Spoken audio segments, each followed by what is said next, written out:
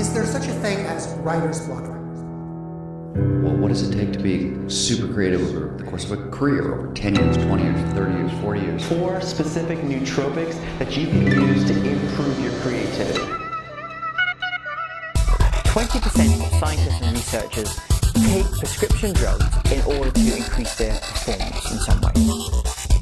It's very hard to be an artist and to survive over any reasonable period of time. Creativity now is as important in education as literacy. I think the writing field is the best way in the world. It's about filling your We're going to cure writer's block. The Writer's Block Podcast. Hey guys, welcome once again to the Writer's Block Podcast. This is your host Aaron, and we're back for episode 2. Firstly, I just want to apologise for taking so long to get this episode out. It's been a pretty crazy month or so, juggling everything. And to be honest, I still have no idea what I'm doing, so once I figure it all out and iron out the creases a bit, I'll start pumping these out a bit quicker.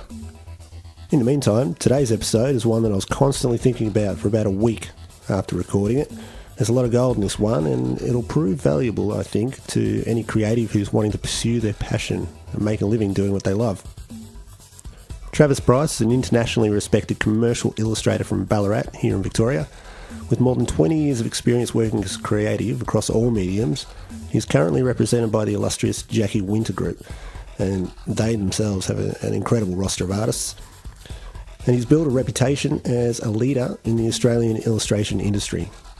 Trav has worked nationally and internationally for some of the most innovative advertising agencies and clothing labels.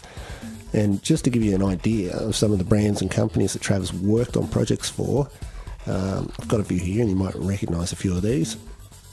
Sony, Intel, Jack Daniels, Big M, Virgin, FedEx, Commonwealth Bank, Comedy Channel, ABC, Vodafone, Island Def Jam Records, Warner Music, Nike, Santa Cruz, Mambo, Converse, Johnny Cupcakes, Blink-182, Eddie Vedder, Pixies, so much more. In fact, you may have noticed we've got an awesome new logo for the Writer's Block, which was designed by Trav. I'm absolutely stoked with it. He's also respected for his evolution and experimentation, and has presented at numerous design conferences and universities regarding his work and processes.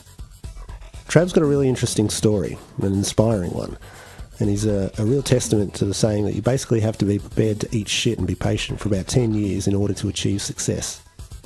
I first met Trav way back in the 90s when we attended high school together in the little country town of Dimboola.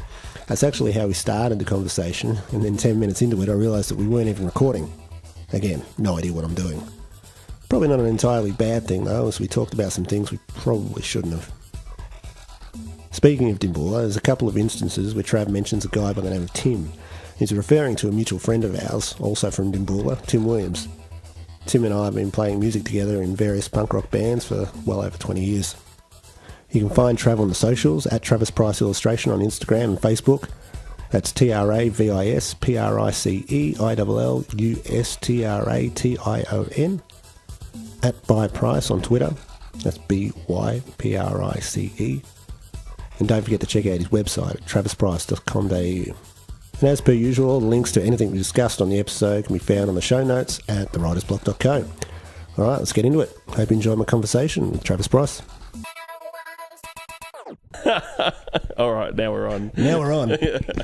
Trav, again, thanks for coming on the podcast. Yeah, thanks for having me. For the second time. Yeah. Because we've been talking for about, 10 minutes or so, and realised we weren't even recording. Which is probably a good thing. I think we've covered a few subjects that probably shouldn't be discussed. Probably. I thought it'd be a good idea to talk about these the early days, but maybe not. We tend to ramble on a little bit. Anyway, just to catch people up on speed, you and I know each other from going to school. Yep. In the massive metropolis of Dimboola. Yeah. Population of 2,000 in country Victoria. Yep. Small, cosy. We went to school at Dimboola Memorial Secondary College, and that's basically what we've been talking about for the last 10 minutes. Yep. Our early memories of the school, which people probably don't need to hear about. Let's be honest. Yeah, that's true. But you were just saying, you did your primary school years in Horsham. Yeah, and then my family moved to Dimboola when I was in year 7, and just saying, I think looking back, we're really kind of lucky to, have grown up in such a small community. Yeah. Luke and I, we kind of learning difficulties. Luke had already been kind of 3 years at Tech, and I think I'd done like a term at Tech School in Horsham, and it was just so big. Like you just kind of thrown in this huge school, and then you kind of go from there to Dimboola, which I think Dimboola had about 250 students, something like that. So it was one of those things that looking back, I kind of feel like we're probably nurtured, and I think everyone was, as much as probably some guys and girls look back and probably hated their school years. I kind of look back and think, well, geez, there was stuff that teachers did for me back there that I wouldn't have got in Horsham. You know what I mean? Absolutely. They give you a hard time, but I think at the end of the day, they were trying to kind of push you through to actually pass or move on to what you want to do next. Yeah, definitely. I couldn't agree more. And yeah, as you said, at the time, it's sort of, I personally didn't really look at it that way. Yeah. But looking back now, yeah, I would agree with you. I ended up dropping out at the start of year 11, I think. Oh wow! So you didn't go through the VCE? No, I didn't. Roller coaster. I started it, I think, and then I didn't enjoy school. Yeah. I enjoyed the social aspect of it. I just didn't enjoy most of the classes that I was doing. Yeah. It's like all I wanted to do was play music. Yeah, well, and I think that's it. Like, on the other hand, this sounds crazy, but my favourite year at school was year 12, and it's because I did all the subjects I wanted to do. I think where Chris Eakin-Smith was the principal at the time, Minister. He was like, but he'd worked out that I didn't need to do maths in year 12, and that I could still get my VCE, wouldn't get a high TER. Right. But the courses that I wanted to get into at uni, I just needed to get like a D in English, and then the rest of it was folio based. So that was kind of a nice turning point. Whereas I'd probably look back at someone like you, and you kind of think, well, that whole it's all kind of about, in one sense, being good at sport, and in the other sense, being able to retain information, and you're academically smart. Whereas you kind of look back and think, well, we had a lot of farm guys, and they probably all left in year 10, but my argument would be that those guys were problem solvers, but that was never kind of lauded, or that they could work out how things work and that type of thing. And I think from an arts point of view too, music and ceramics and all that type of thing, it's not really seen as being something within secondary school. Yeah, and absolutely. And even in that community. Yeah, growing up in a country town, it wasn't looked at as something that you do. Yeah, it's a weird one. I was thinking about it a while back, and you kind of think, that whole saying about, a big fish in a little pond.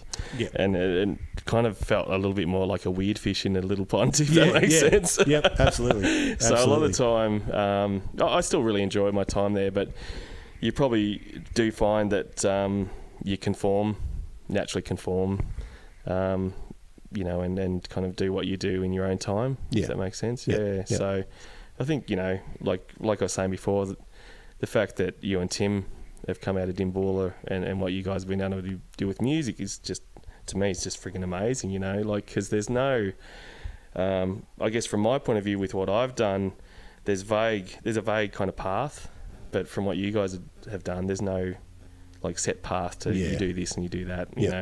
Things have probably changed now where, I think there are music courses and that in Melbourne, but back then, we had nothing. Well, nothing. You think that I finished year 12 and I hadn't even experienced the internet yet. Like that was going to be a new thing. Isn't that crazy? Yeah, so it was kind of funny times really. Yeah, absolutely.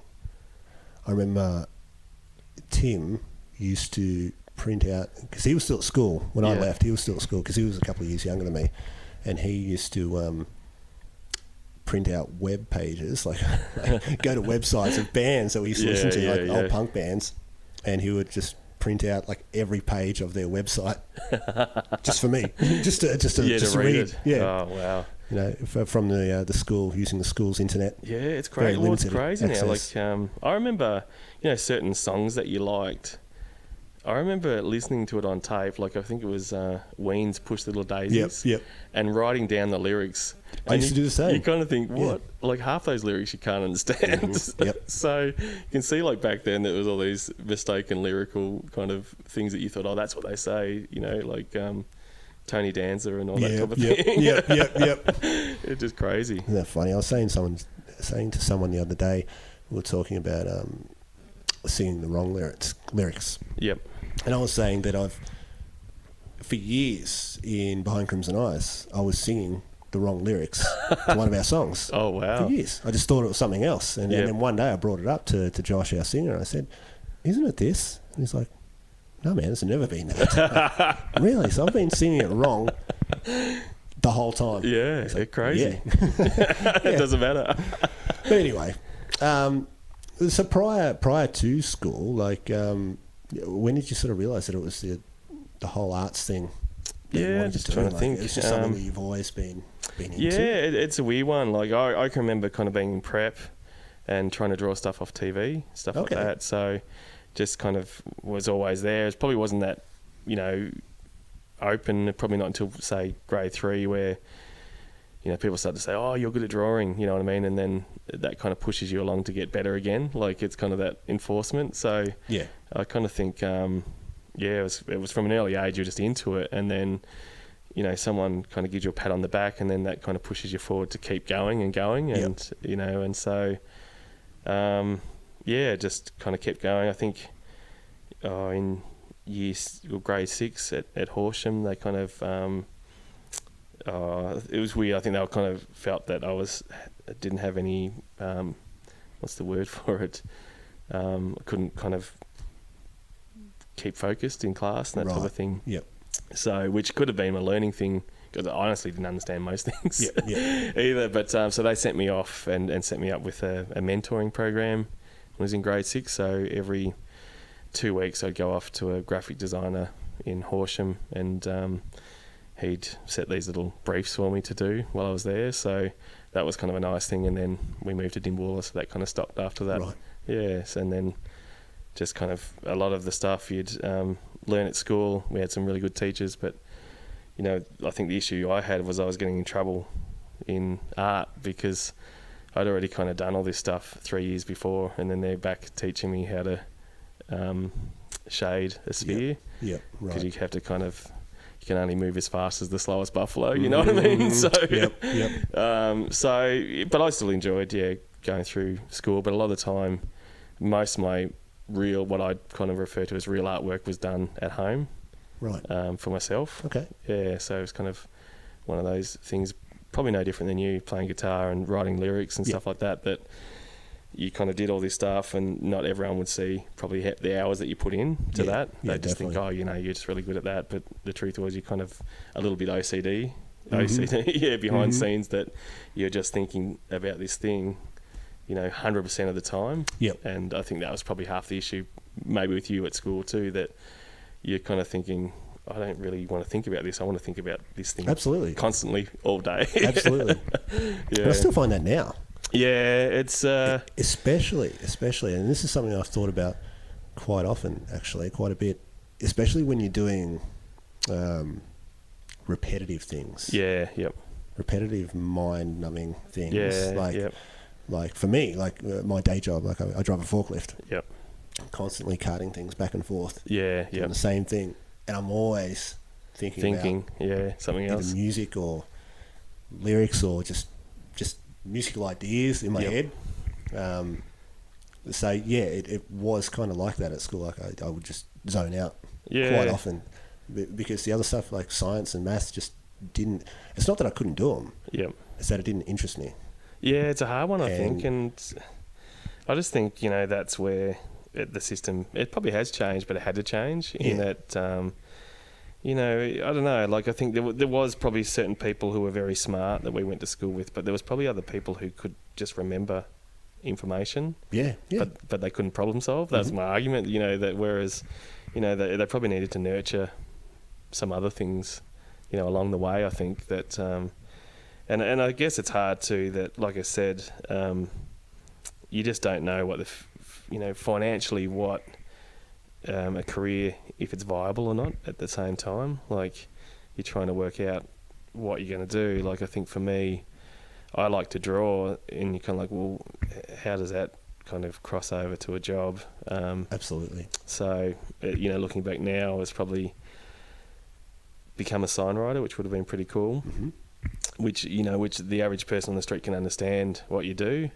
And then the other thing was, I think my teacher in year 11, year 12 kind of said, well, you should probably maybe check out graphic design, which I had no idea really what that was, and chase that instead. But like with you, like, what are you going to do? Like, just pack up the car, and just kind of play as many gigs as you can. Like, there's kind of no. Well, that's the thing. That's kind of what we used to do. Yeah. But at school, like, it didn't even, like, I knew that all I wanted to do was play music. Yeah. But it didn't occur to me ever that I could make a living from playing music. That just didn't cross my mind. Yeah. Yeah. So like, the first step, I think, was, I wasn't looking to leave school, but Dad just came to me one day and said, look, there's a job going in Horsham. Yep. At a music store. Which is the out, really, isn't it? And do you want to drop out of school and go work there? It's a traineeship, so you're still learning. Which would have been the only, well, back there too, would have been the only kind of music store within. It was. Proper music store. It was. Like, between here in Ballarat and Horsham. Yeah, so that's crazy. Yeah. So when you finished at school, what did you do? Like, what was the next step? Yes, the next step was to get into uni to do a design course, and that was kind of a weird thing in itself, because Melbourne scared the shit out of me, like absolutely scared the shit out of me. I think in year 10 we did work experience in Melbourne where you had to stay at a hostel and then find your way, and that's like, I did it, and it scared the absolute shit. I had people hassling me for money, and so I'm thinking, right, I knew that there was a course in Ballarat, and I thought, it's Ballarat or bust. I'm not going to Melbourne no matter what. So luckily came down to Ballarat, did the interview, and got straight in, which was, it meant that I think I'd already been accepted, and I must have finished VCE at that stage, but I already had kind of this A letter that said I was in, and then everyone kind of had to wait another couple of months until they find out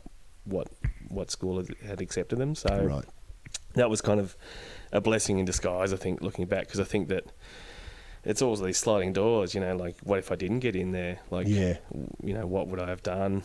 And that type of thing. But, luckily, which is probably something you experience later, is that you go to this class and suddenly you're in class with 20 guys who can draw, you know what I mean? Mm-hmm. So it was kind of really good, because it's kind of like, steel sharpens steel kind of thing, that you kind of had to kind of work out where you sat within the pecking order, and it was, a lot of competition. Yeah, absolutely. To try and get better and try and be the best, not that I was the best, but, you're still kind of chasing the carrot to kind of try and topple everyone. That's the perfect attitude to have. Yeah. So that was great. So did 3 years in Ballarat, and did fairly well, I'd say. Like, kind of came out of there. We, at that stage, Ballarat had a really strong design course, and it was kind of nice back then too, because design was a new thing. So all the unis only had a certain amount of places, whereas now, for instance, it's almost like late 90s graphic design became on trend. And so everybody wanted to be a graphic designer. And so what it meant is that the unis opened up. They might have had, say, 20 places per year, and they opened it up to, say, 80 places per year. And so suddenly the market got flooded and that type of thing. So I think I was kind of lucky to get there just as that was about to kick off. The Adobe Photoshop and Illustrator was all new. Apple computers, Power Macs and that were new as well. So they kind of came in the second year I was at uni. So the first year was still a lot of hand drawing and cutting and pasting and stuff like that. And got introduced to the internet for the first time, which was kind of crazy, which I think, back then was called the information superhighway. So that just kind of, I didn't quite know what that thing was or what it was going to do. But, looking back now, it's hard to think about a time before the internet. Absolutely. It's just kind of crazy to think what has happened in the last 20 years, Yeah, well, it's just great. Like for us back then, it was all about books. And like, as you see, I still collect a lot of books. But back then, just everything, like, as like if you kind of could see something you liked in a magazine, you cut out and keep it because you just didn't have access to this. So I think that was the other thing, like as a 17, 18-year-old, I used to collect swing tags from T-shirts. Okay. And stuff like that. Yeah, like, awesome. Like all the Mambo stuff and that, because I loved Mambo back then. Because it seems crazy, but you just didn't get access to that stuff otherwise unless you kind of found it, bought it or whatever. So for me, it'd be nothing to kind of go into a store and try and knock off all the swing tags without buying the tees, So Brilliant. Yeah, so just stuff like that was kind of cool. Yep. Yeah, but I'm just trying to think from what happened there was, after I finished uni, went off and this is where things kind of get, I don't know, like a bit off track for me. Like kind of... some part of me thinks they were the lost years, but they were still kind of, you earn your scars kind of thing in those years as well. So the plan was you finish uni, you're kind of up near the top of your class maybe, and then the path was that you move to Melbourne, you get a job and you just do awesome shit and, live happily ever after and that type of thing. So that, after uni, moved down to Melbourne in a share house, and then started applying for jobs. And back then, like as I said, internet was new, so the only way you could get design jobs was you'd have to buy The Age on Saturday, and The Age was the only paper that would actually have design jobs in there. Right. And then there might be, say, 5 design jobs, but only one of them's for a junior. So then you'd right away and apply for that. Via post, you'd post them a letter, and then they'd either ring you up and organise a meeting to go in, and you go in with your folio and show your folio to them, and then you'd kind of wait after that, and a lot of the time I get rejection letters, so 2 weeks later you get a letter just saying thanks for coming in, sorry you weren't successful, and all this type of thing. So kind of just went through that for months, of turning up to interviews, getting, not getting in, and it was tough because, looking back now, I just had no foot in the door. Yep. Like, looking back now, half the jobs aren't even advertised. It's all about who you know and that type of thing. So, it was tough. You kind of going to these jobs, and getting rejected, and I think I was on the dole, and because I had a degree, they made me try and track down 7 jobs every fortnight. So you're trying to track down any job that would have you. Like I think it got to the stage I was applying for women's shoe salesman jobs. I just thought, I'll do anything just to try and make this happen. Do you know what I mean? Like there was that kind of, and there was that pressure too, that I was the first of my family to go to uni. So you kind of didn't want to go home with your tail between your legs either at the same time. Yep. So it was just crazy. And then finally got a job. I got this job and was probably a young guy at the time, was setting up his own design studio. And he said, yeah, you've got the job. So I was like, yeah, I'm cool. But then looking back now, he wasn't really set up. So I had this job that was casual, which was like, say, initially 2 days a month. Right. kind of thing. Yep. Gotcha. But had to do had to do whatever I could, like just because it almost seems within design, once you've got 2 years under your belt, you're employable. Right. But if you don't get those years under your belt, it was tough back then, and I think from my point of view, I probably played by the rules. Like, okay, this is how the game's played. These are the stepping stones, and this is how things happen.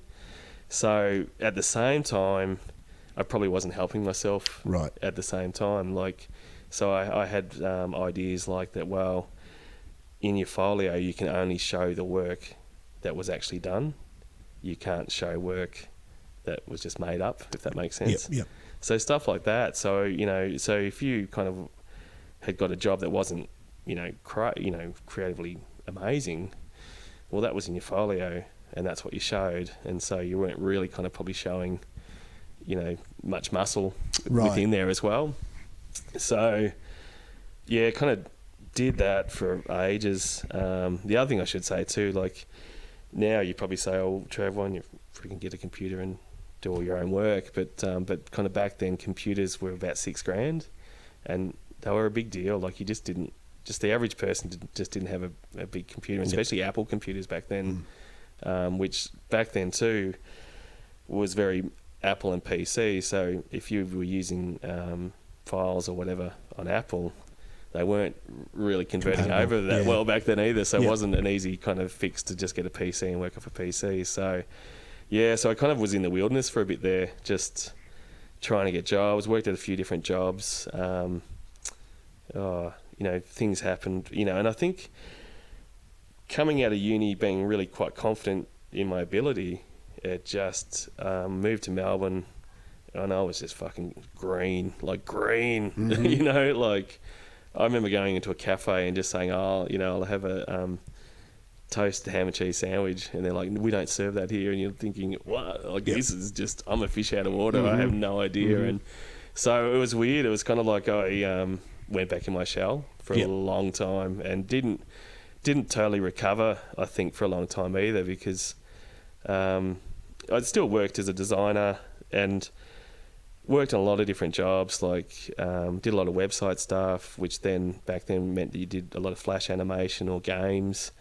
Did a lot of print stuff as well, like did stuff for, say, Visit Victoria, and used to do a bit of stuff for Shock Records and stuff like that back then as well. So learning all the time about how to do all this stuff, but I guess at the same time you didn't quite feel like you were flexing your muscle to what it could be, but you were just happy to try and hold down a job. I ended up at a website studio, and because everyone kind of went through that stage that every business suddenly needed a website, so I went off and worked there for a few years, and they were just a husband and wife team, and things were still pretty tight for them, I think. And I remember I went away on holidays to Queensland for 2 weeks, and then came back, and at that stage I'd moved back to Ballarat because I didn't really enjoy living in Melbourne. I didn't feel relaxed in Melbourne, which was something we can chat about later, because that's a whole different kind of story. So get back from the holiday, and they call me aside and say, "Hey, we're going to have to let you go." So it's almost like I got on the train, travelled for 2 hours to get told in the first 5 minutes. And then I just remember catching the train back, and you're just in free fall. Like you're just like, it sucks. Fuck. Like I think I was living by myself in a flat in Ballarat, and everything's going through your head like, what the fuck? So luckily I rang up my old boss, and he said, come along. They'd since kicked a heap of goals since I'd left, and we're looking after a big electricity company's website. So I went back and worked for them for probably another 3-4 years, and it was almost like I'd had the absolute shit scared out of me that I was not going anywhere after that point. I was just gonna go to work each day, make money, pay bills, and that was it. So it was a killer. So moving on a bit longer, then I decided to move. I was living back in Ballarat. Renee was here, who's my wife now. So I decided to work at a studio in Ballarat as well. And that was actually quite good. Creatively, you're probably much the same as Melbourne. A lot of the time, if you get a big client, you're working from style guides, so they've already got their logo and they've already got their colours, and it's paint by numbers a lot of the time. So we're kind of doing a lot of that kind of work. But the nice thing about that place was that you'd get given the responsibility of the job from start to finish. So you had to quote it, meet it, and so that actually kind of set me up to have the confidence to actually go out on my own. And I remember I hit 30, and I just felt like this is good as it gets. Like, Trav, your dream's over, dude. I think we're about to have a kid. We'd got a mortgage. But what I had been doing during this time, which I hadn't been doing a lot of, was a little bit of illustration in the background. Okay. So I'd done a couple of mates' T-shirts for his, for his store. And then along the way, I somehow kind of stumbled across doing a couple of T-shirts for Mambo, which was a really big deal. And that was really nice. It was kind of one of those things where the door opened for a second, but I was at the same time I was in free fall. Right. So no doubt it's the guide saying, Trav, you need to go this way. Yeah. And me going, I just need to hold down a job, you know. So I did a couple of jobs for Mambo, but then, went straight back to my old job, you know. So kind of hit 30, been doing a lot of this stuff, and I was always mindful that designers have a shelf life. Like, no one's going to a 50-year-old designer to get their awesome new tattoo for their new coffee shop done. You know what I mean? So that was in the back of my head, and then out of nowhere, I got this email from a big design conference in Melbourne, and they said, "Do you want to come and speak?" And That's I'm crazy. Like, what the fuck? What the fuck? And where did they? Well, it's weird. Like, it ends up, one of my mates from uni was involved in this conference, and they said, "Oh, we need someone, you know, doing more T-shirt stuff and whatever." And he said, "You should get my mate Trav."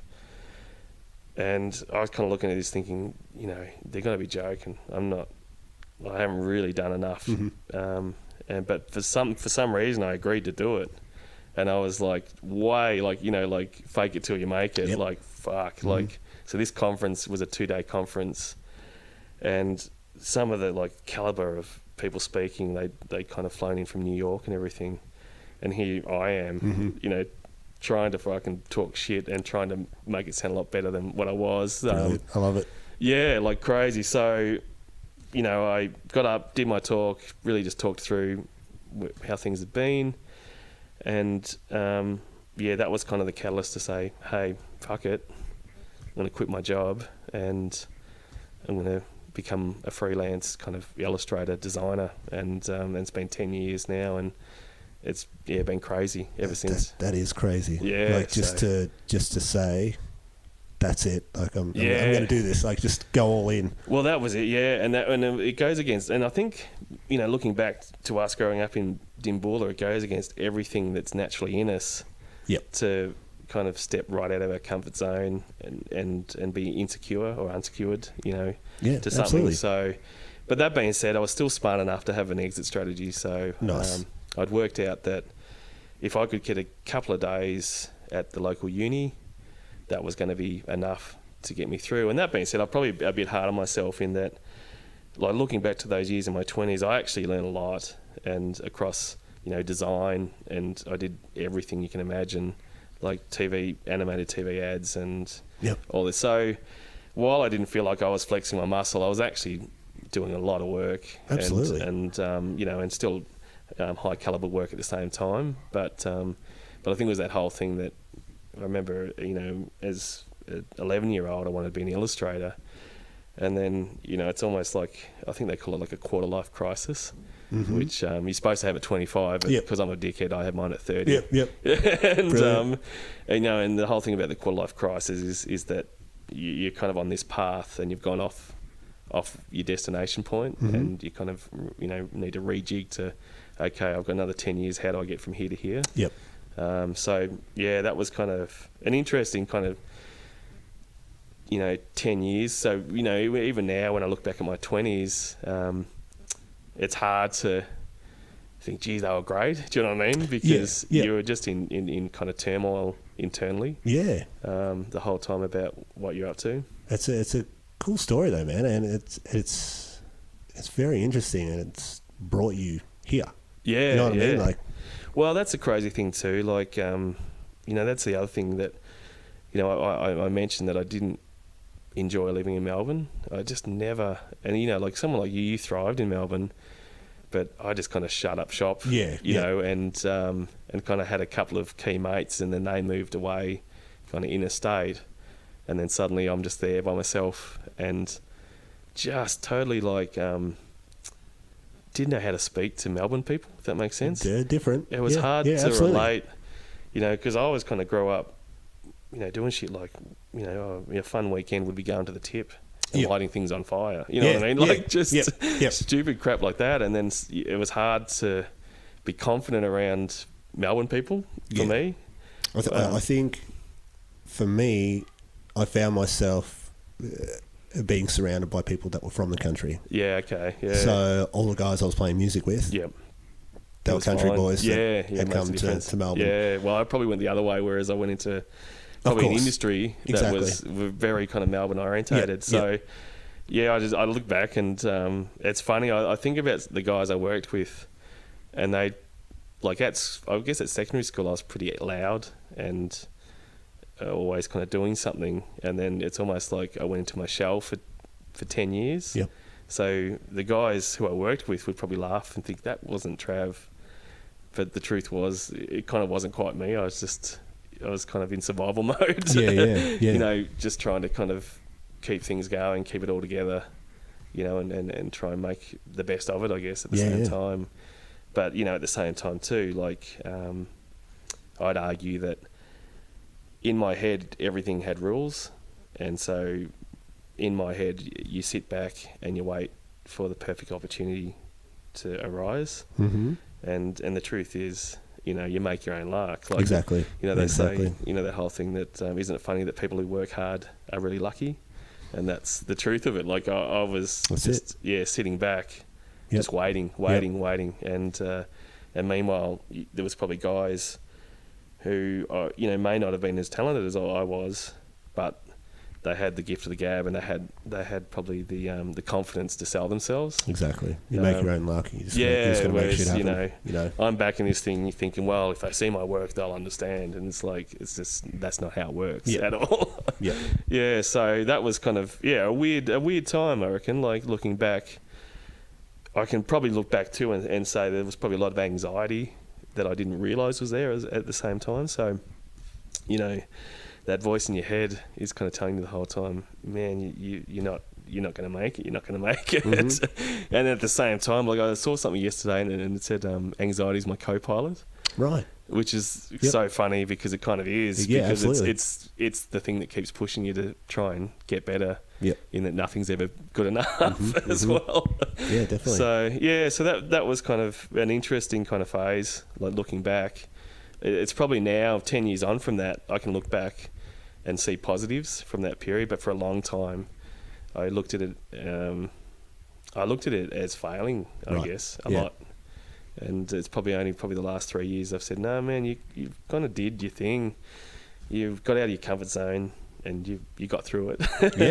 That type of thing, Well, it's turned out pretty good, man. Yeah, well, I think it is. I think, you know, that's what I was going to get onto, like that, you know, moved to Melbourne, didn't enjoy it. My mates left and Renee was back in Ballarat working then, and I was finding that I was coming to Ballarat on weekends.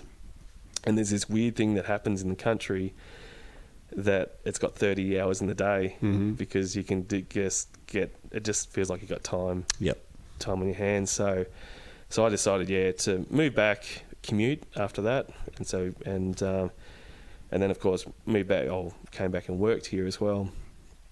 But meanwhile, the whole issue with my industry was you had to be on the ground, especially in the early 90s, you had to be there to get these opportunities where, of course, the internet came along and suddenly everyone had email and, you know, probably from, I guess, my 30s, social media really started to kick along too. So I think that with what I've been able to do the last 10 years, there's just no way I could have done it in the 90s or probably early 2000s to a certain extent as well, because just the technology wasn't there yet. Absolutely. And then suddenly, I think that's the upside to, we talk about technology, you know, in a negative way a lot of the time, but the upside from my point of view is that, and probably with you as well, that it opened you up to the rest of the world. Absolutely. And gave you access to the rest of the world, which is just totally amazing. You kind of, you didn't have to wait for someone to give you an opportunity.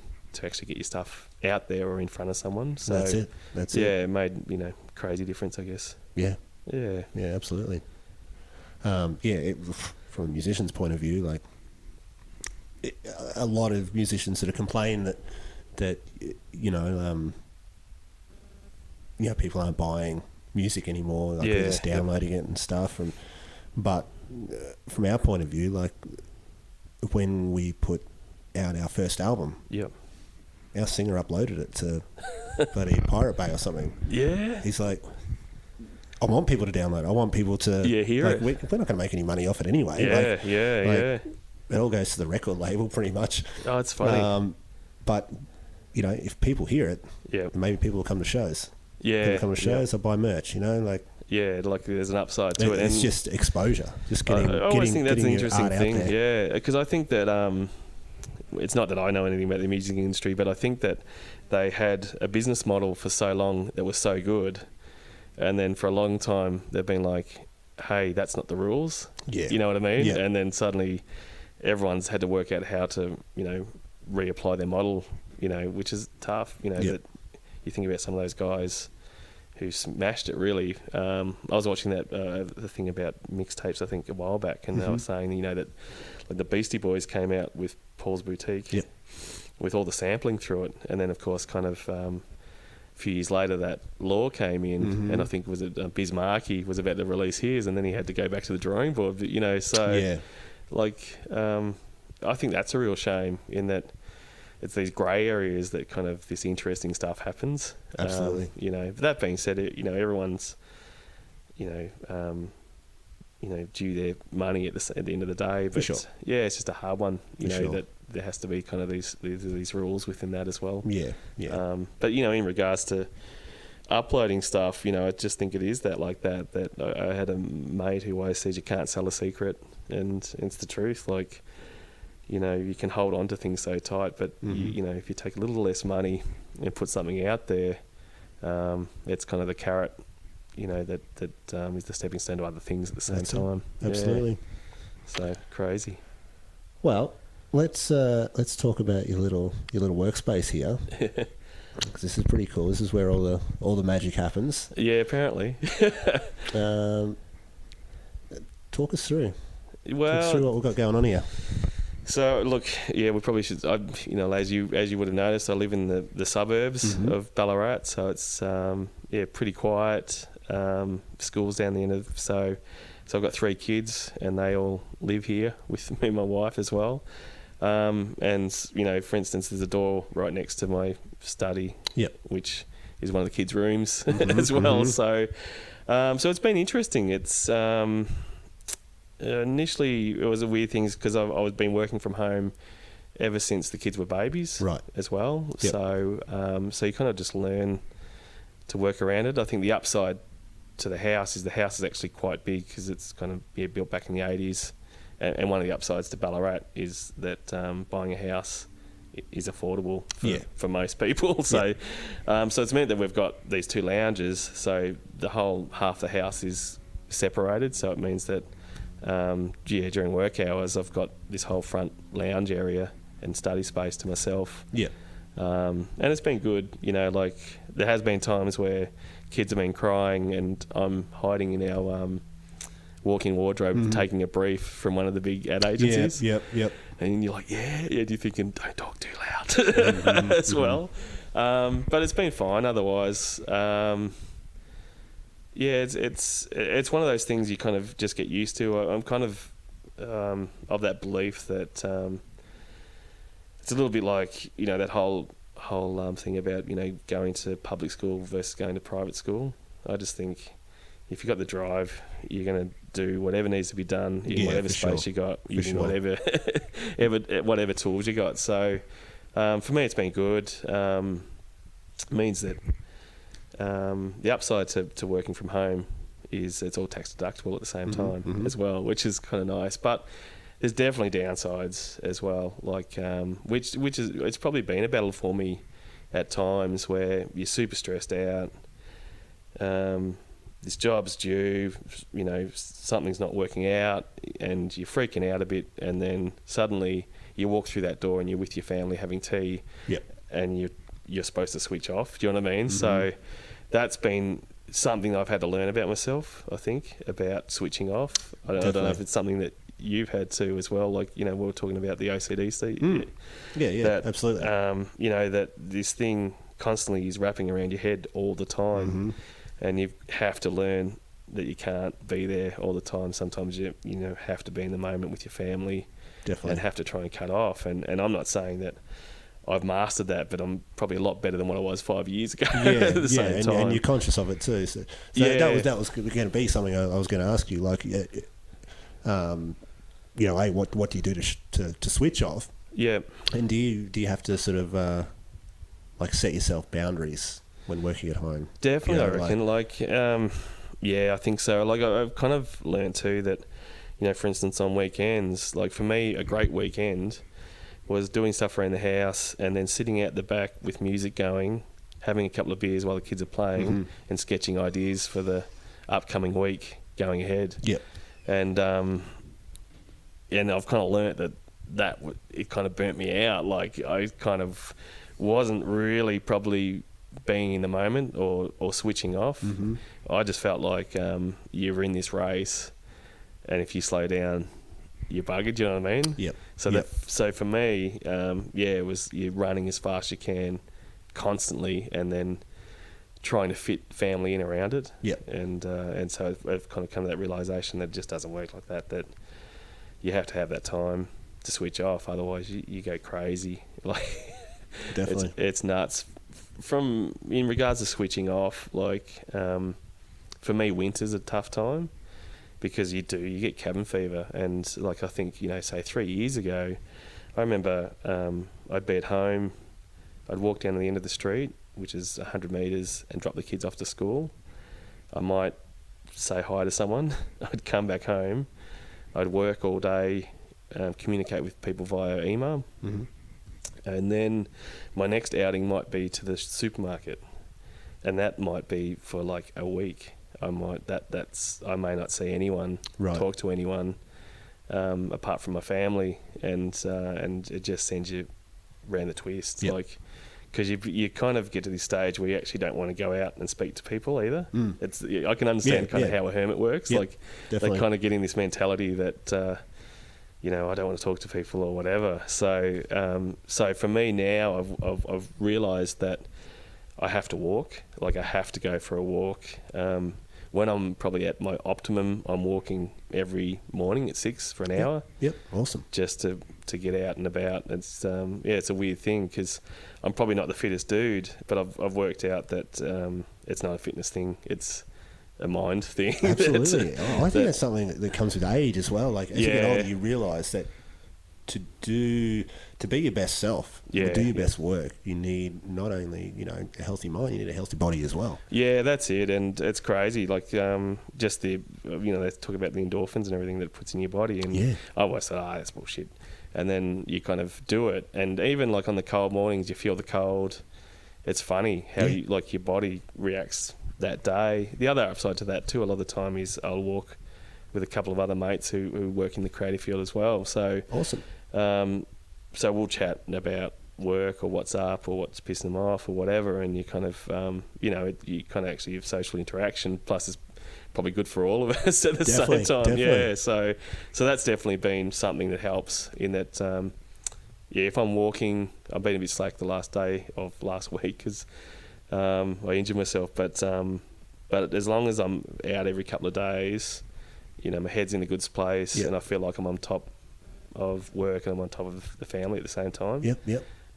Whereas, if I let that go, you just feel like you're just trying to play catch up after that point. And it's just, crazy. And your output, like when your head's probably not ideally working the way it should be, your output's not the same either. You know what I mean? Like, it probably takes you twice the time to do something. Whereas if you give yourself the time for a walk or whatever, you can kind of, like you said, even just doing work stuff, you kind of can clarify or sharpen things up before you even actually have to, jump on the guitar or jump on a sketch pad. You've kind of worked through the concept a couple of times to where it's better than what it started as well. So I think that's kind of all part of it.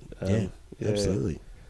So I guess if we were to go through your day-to-day sort of activities, it would start off with the walk in the morning. Yeah, That's- ideally with Yep. the walk at 6, and then normally I and I don't find I don't like to walk around here either. I have to go somewhere else. Do you drive somewhere else? Yeah, so I'll drive. So Lake Wendouree is about 2 k's away. Yep. So I think it's like a 6-7 k walk around it.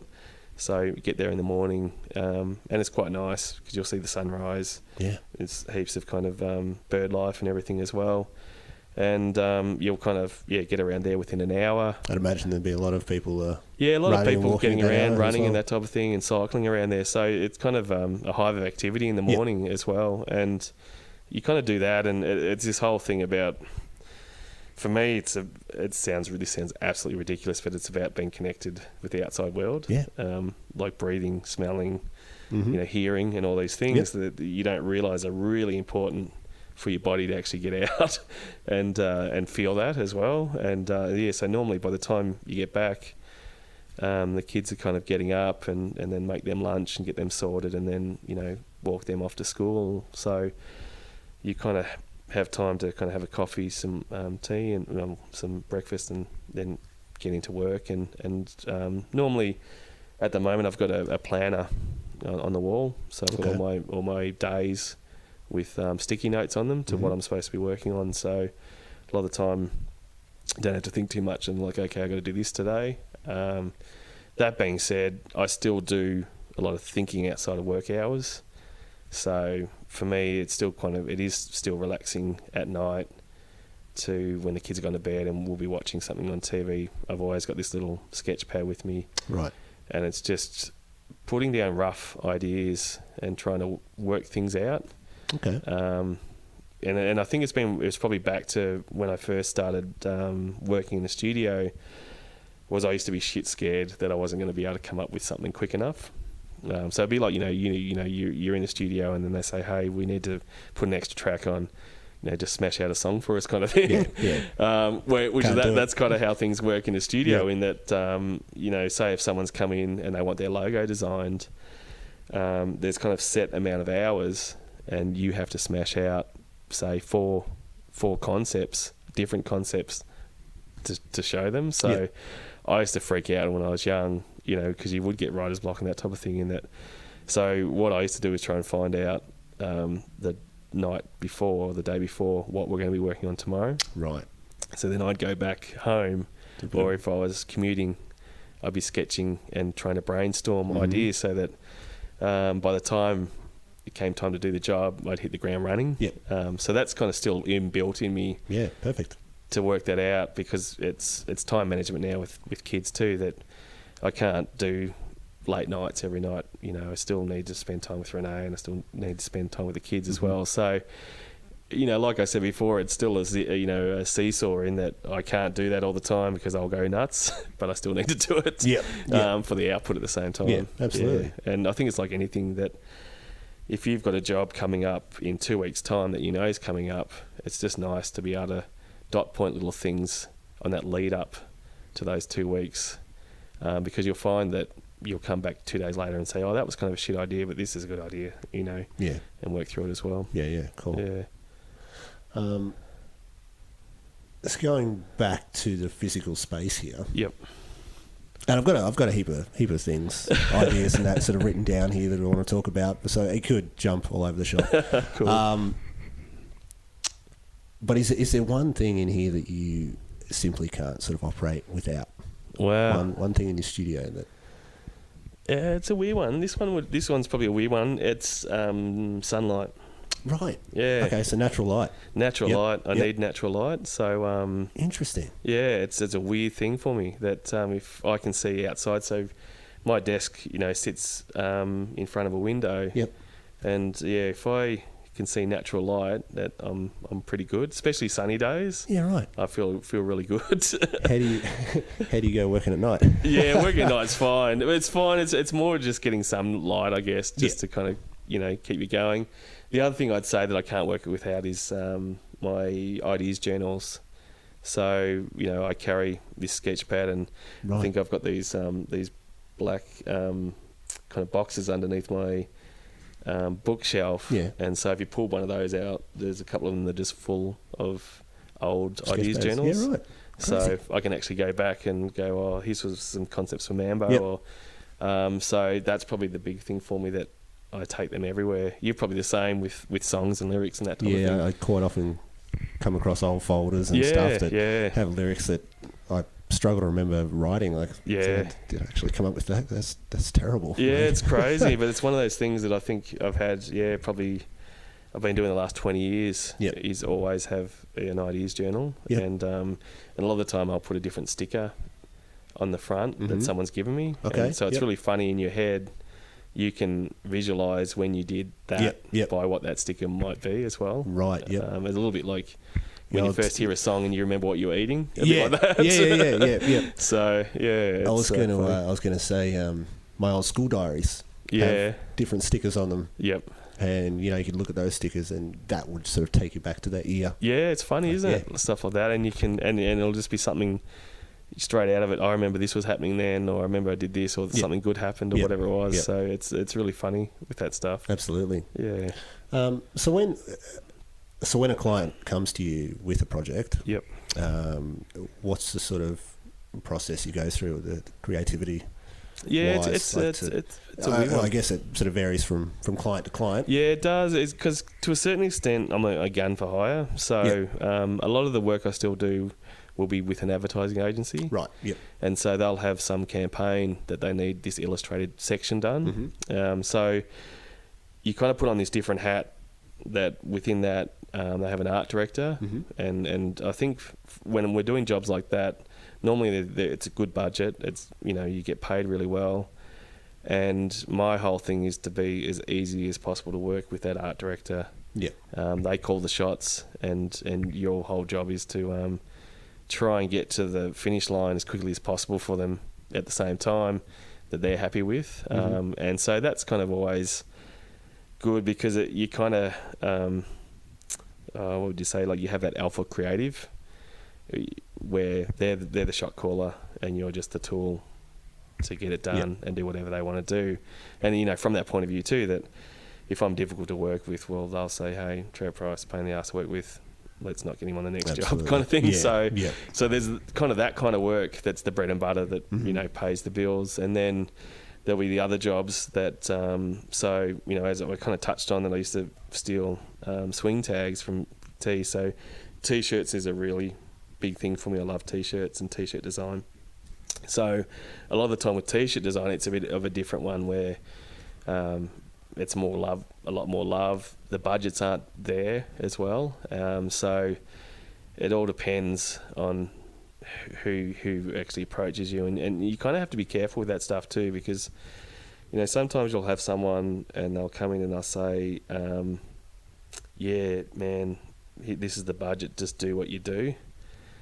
And you do what you do, and they're like, nah, man, it's not working for me. Yep. And you're like, well, fuck, I've just spent kind of 2 days on this thing, and now you're saying that, no, that's not what you wanted. So a lot of the time you're just trying to initially feel people out. If there's something that they like that I've done in the past, sometimes it's even good to ask them what they don't like. Right. Okay. Because it's easy to go, right, steer clear of this. If they don't like that, they don't like this and this and this. And you're just trying to, get what they want and still kind of do something cool and something that's still me at the same time. But, that being said, it really changes from different client to client. Like, some of the stuff's music, some of the stuff is like Johnny Cupcakes.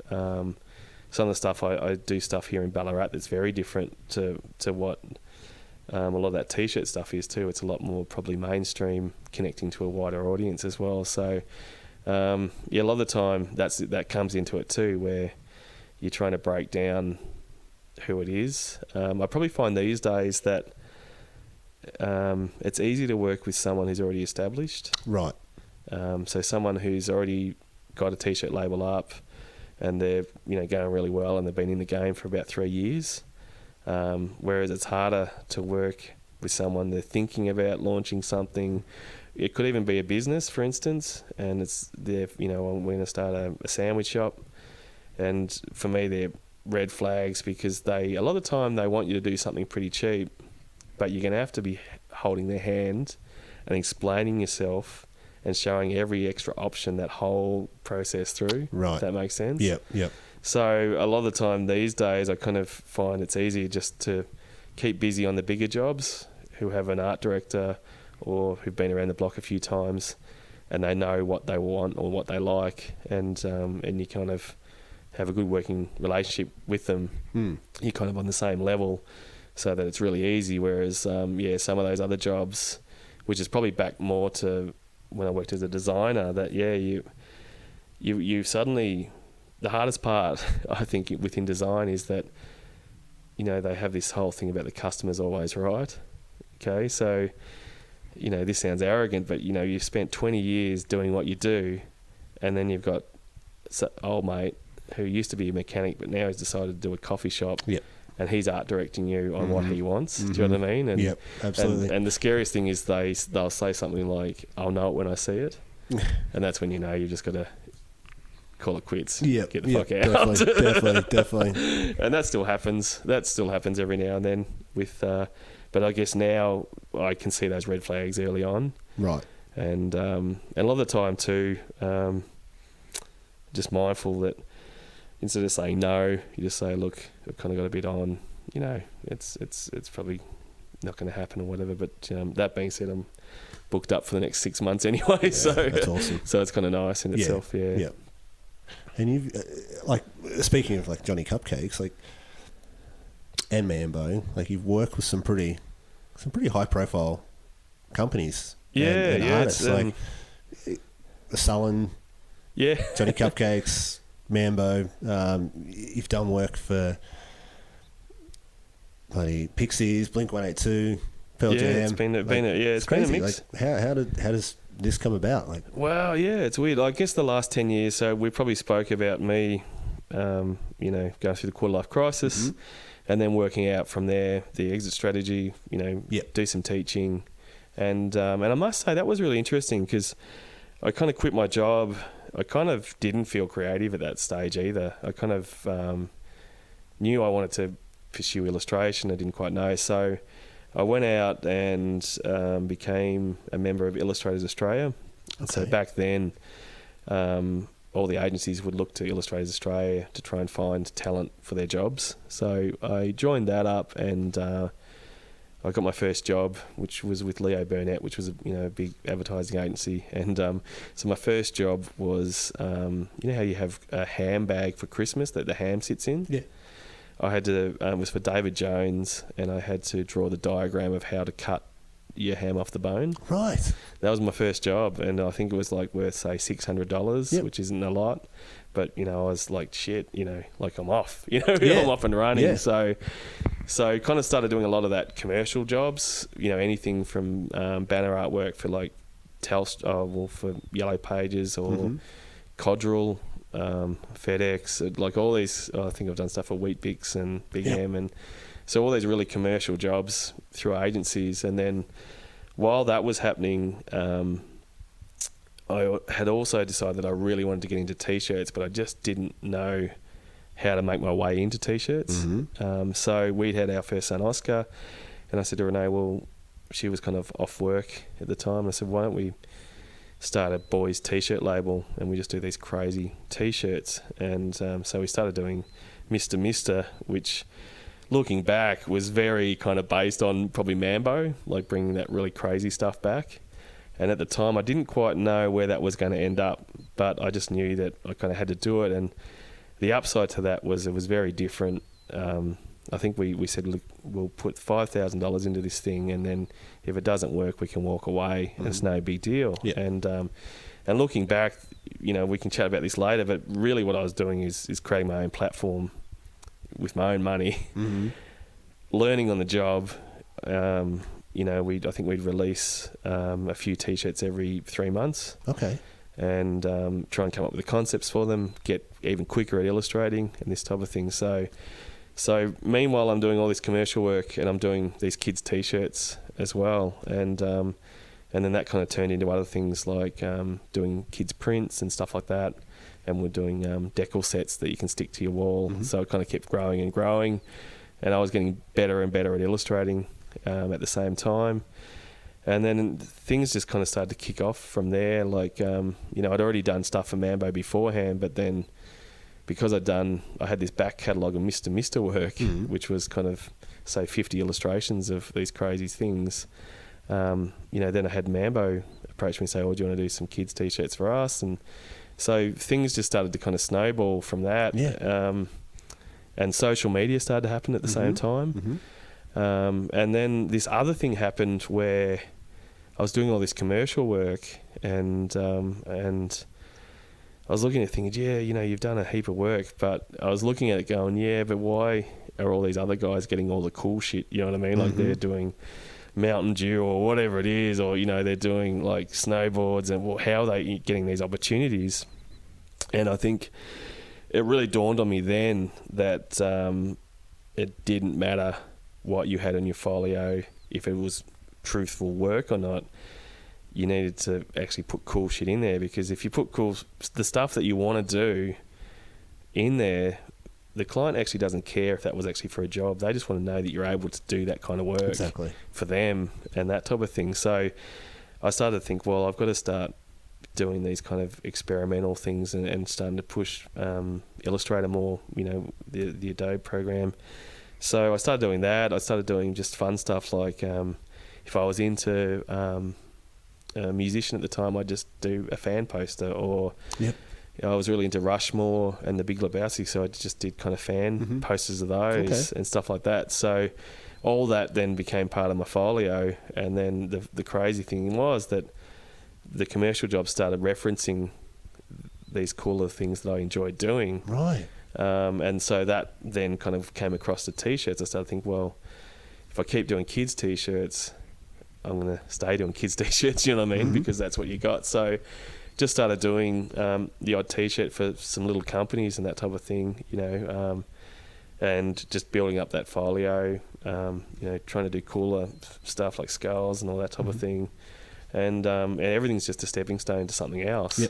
And then it was this really kind of cool point where the commercial side of things and the T-shirt side of thing merged kind of about, say, 3 years ago, where suddenly you were getting opportunities to work on these fun kind of commercial projects that kind of were still streetwear at the same time. Right. And that kind of, the worlds merged and it kind of became fun on both levels. Absolutely. Not that the commercial jobs wasn't fun, but it just was where you kind of wanted to head, where you wanted to end up, and it was very, like, you have to make your own luck. Like, you've got to actually do the work, do the style, if you want to get that kind of work. And that was my biggest mistake as a 20-year-old, that I knew that I kind of probably had a bit of ability, but I just wasn't putting that work in to show that I could do that work as well. So from there, that kind of kicked off, just started to get opportunities. I probably looked back and Facebook was already kind of kicking off. Another crazy story is I saw this thing called Behance as well. Okay. Have you ever seen Behance? No. So Behance is it's social media. I think Adobe own it. Right. And it's like a free folio site, so you can go there and put your folio up. I might have seen the link to it on your page. Yeah, maybe. Right. Yeah. So I kind of look at this thing thinking, I wonder what this is. And so I set up an account on there, and I'd gone down to Melbourne, and I'd gone to a conference about streetwear, and they had Ricky Powell, who is well-known New York photographer, and he did did a lot of photos of the Beastie Boys. Okay, awesome. I think they might have referred to him as like the fifth Beastie Boy at that time. He was always with them and had access to like Madonna and Warhol and all that. So they flew him over, and we kind of had lunch, and then we'd gone back to the conference. And meanwhile, apparently he'd probably had about 8 pints. So he's pretty roasted, and he's crazy, like with this New York accent and his hat, and he just crazy, like was just talking crazy shit pretty well, which I found really entertaining, because it was kind of like a something you'd seen on cartoons, but it was actually happening in real life. Brilliant. So I went home that night and thought, that was the craziest thing I've ever seen. I'm going to do a character of Ricky Powell. And so I did this character that was actually, his head was a an old camera, and he's wearing his hat. And I think at the time he had signature Puma shoes, and he had those on, and he kept listening to this radio. He carried around with him all the time as well, and did this kind of cool, like, mascotty illustration of him, and thought, I'll put it up on Behance and see what Behance is all about. So did that, and then kind of like 2 weeks later, I just get this email saying, hey, do you want to do some Nike t-shirts? What? And it's like, fuck. That's and I'm sick. thinking, like, and it was like Nike US as well. Yeah. So I'm like, how the fuck did they even find me? Yeah, you yeah. know what I mean? And so I kind of looked at the guy's name, and it actually then tracked him down that he was following me on Behance. Right. And the reason I found that out is because they sent through the brief for one of the projects, and they had the Ricky Powell image as reference material for what they wanted. Okay. And that's how I worked out, right, because that was the only place I'd put that picture was on Behance. Yep. And so that was a bit of a light bulb moment too, that, okay, wait a sec, you know, I can access these people Yep. by putting the work out there. And so that was, you know, another big learning curve for me. I probably realised too that Instagram has become a really important kind of tool in that respect. Definitely. In that I follow a lot of guys, you know, I really respect. But the other thing is, you know, there's a lot of art directors out there who are looking for talent or looking for someone who can do stuff. So that's probably where a lot of things also kicked off. That being said, we probably should also talk about that with a lot of that commercial work I was talking about. That's because Jacky Winter had signed me up to become represented by them. So Right. the idea behind that is that they're connected to all the advertising agencies. So the advertising agencies say, you know, come in and say, we need some guy to do, you know, whatever, a vector version of this or some graffiti hip hop style thing. And then they kind of say, well, we've got kind of 3 guys, including Trav, on our books. Which Okay. do you think? So and then they negotiate price and usage Right. Yep. and how long they can use it for and how it's going to be used and that type of thing. So I already kind of had that sorted, which really helped because you know, it's hard to kind of work within that advertising game, you know, by yourself. You kind Definitely. of got to be on it, on the hustle, Yep. 24/7. So that meant that, you know, Jacky Winter were on the hustle 24/7 for me as well. And then meantime, social media was kicking off and Instagram was kicking off, and I was watching Instagram, and it was interesting because I was finding that there was people who had quite significant followings back then, which weren't huge, but they were getting these opportunities, and that was an interesting thing because I was starting to weigh, okay, right, this is kind of changing. You know, the business model's changing again with Instagram, and you could see it, and you know, and now I guess what we're talking about really is, you know, that whole influencer market and that type of thing. So I started to work out that I probably needed to invest time into Instagram, getting my work out there in front of people and that type of thing. So Instagram's been fantastic in that respect, that you can put your stuff up there, and a lot of the time it could be just fun, silly stuff. Like I use it as a bit of a brain teaser a lot of the time, that I've had a full week of work and then we get to Friday and I just go, oh, I've got an hour, I'm going to just do some stupid Friday illustration and put that up there, and off you go. But it's also a good opportunity to put your other work up. But that's probably led on to all the other stuff. Right.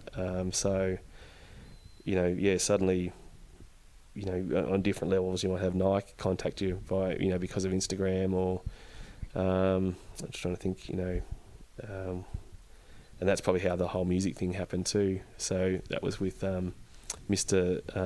I think it's Mr. T-Cert in the US. So it's Chris Siglin and Ian Williamson. Okay. And they do a lot of the merch Right. for a lot of the big bands. Yep. And so they had seen my stuff and said, oh, hey, do you want to, you know, do some tees for whatever, like Eddie Vedder or whatever. And it was just fun. Like you kind of, you know, they give you a bit of a vague kind of framework of where you got to hit, and then you try and work out to create something that, you know, is going to sell and that type of thing for them as well, and do the odd poster as well. Yeah. Which has been a lot of fun. That's fascinating. Yeah. So it's obviously the whole social media thing's obviously worked for you. I mean, you've built up a good following. You're getting lots of work from it. Yeah. So I see people like from bands and stuff that I follow you. Oh, Like, right. Yeah, it's awesome. It's like, oh man, like, Yeah, it's crazy, and it's been nice, yeah, because you just get these nice opportunities.